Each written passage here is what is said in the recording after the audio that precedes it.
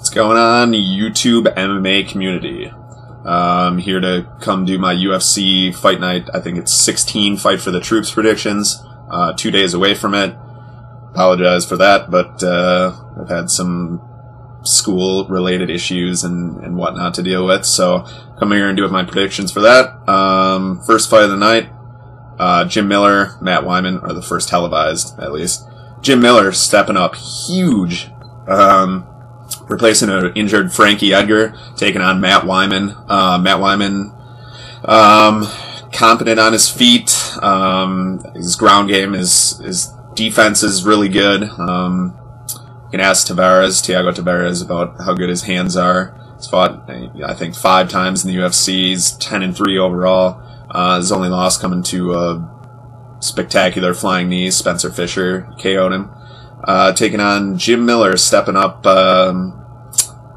a week away from it, like coming off his honeymoon, this is taking this fight. It's ridiculous. But, once you step into the octagon, all excuses go out the window. You're good enough to fight.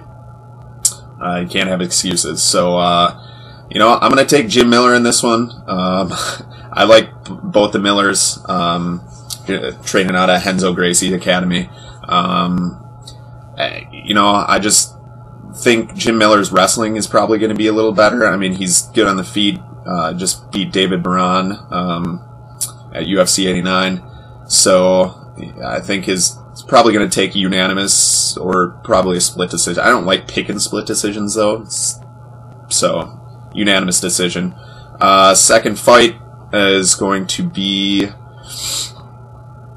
Tim Credur against Nate Laughlin. Tim Credur coming off the show, lost twice, got a second chance against CB Dalloway. Lost that fight. At UFC Fight Night 14, he beat Cale Yarborough. He's a veteran. He's been fighting since 2001, fighting Nate Laughlin. Fighting on a NorCal Fighting Alliance. He's 9-0. Beat Johnny Reese in his last fight. He's really good on the ground. I just think Credur's got too much experience in this one.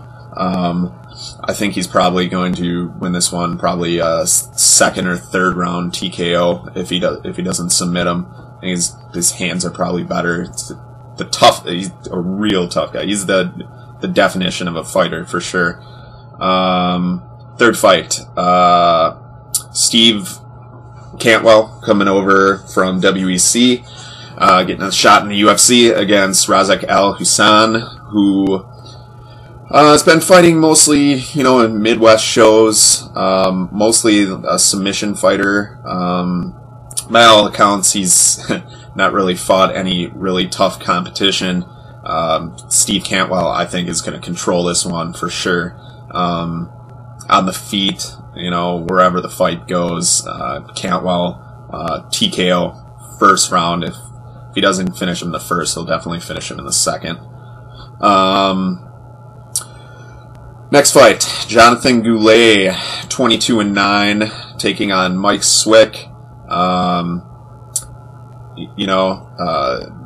the 4-3, and he's been, hot and cold in the UFC.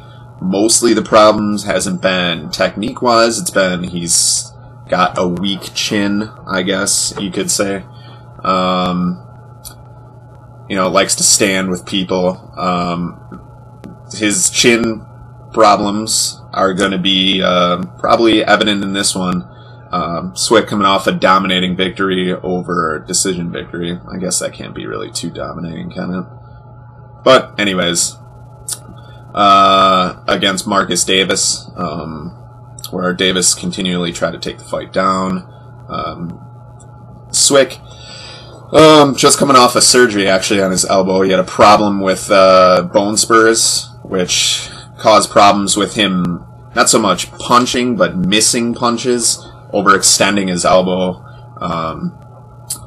Fighting out of AKA, I think this fight it's not going to be a KO in the first round like a lot of people are saying. I think Swick, after his fight against Marcus Davis, should probably have been, stepping up in competition a little bit. You know, I'm not trying to take anything away from Goulet, but you know, I think Swick is too much for him in this one, especially at this point. You know, Swick, TKO second round, submission second round, anywhere, you know, he wants to do, wherever he wants to do, basically. Last fight of the night, Josh Koscheck taking on Yoshiyuki Yoshida, the Cage Force tournament champion after beating Dan Hardy, coming off a win against War Machine, vicious anaconda choke, actually completely putting him to sleep in his last fight. Koscheck, quick turnaround, you know, stepped up against Thiago Alves and got destroyed for his efforts. You know, Alves looked really, really good in that fight. Koscheck, I think, you know, his trainer said he was pissed at him in his last fight because he didn't, you know, they come up with a game plan and, you know, Koscheck just goes out there and he does whatever he wants anyways. So, you know, he wants to prove that he can stand. You know, Koscheck, he has improved on the feet, really.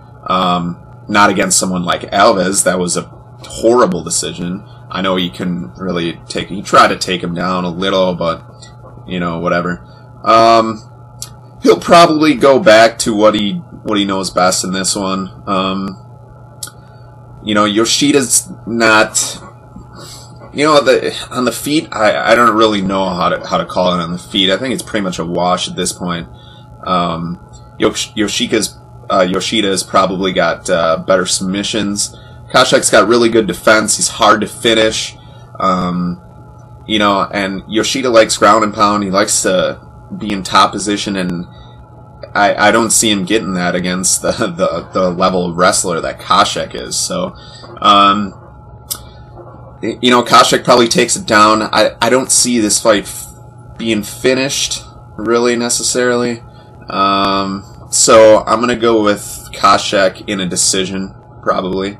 Unanimous or split decision, again. I'm not going to say too much about the undercard. Not really any great fights that,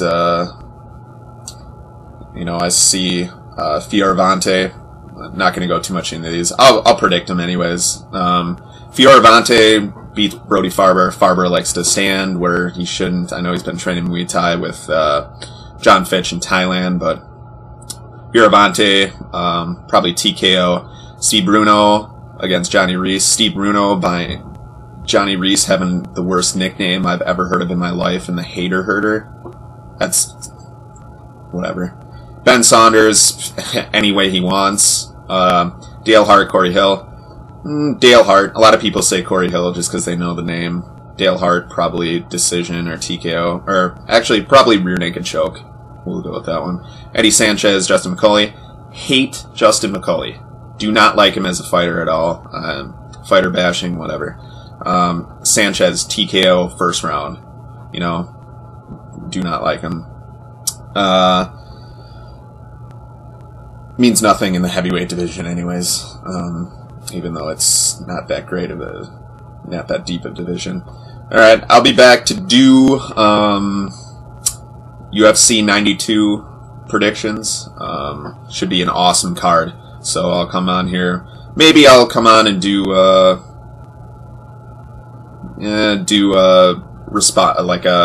after the fight videos. If not, look forward to my UFC 92 predictions. And with that, you guys, stay metal.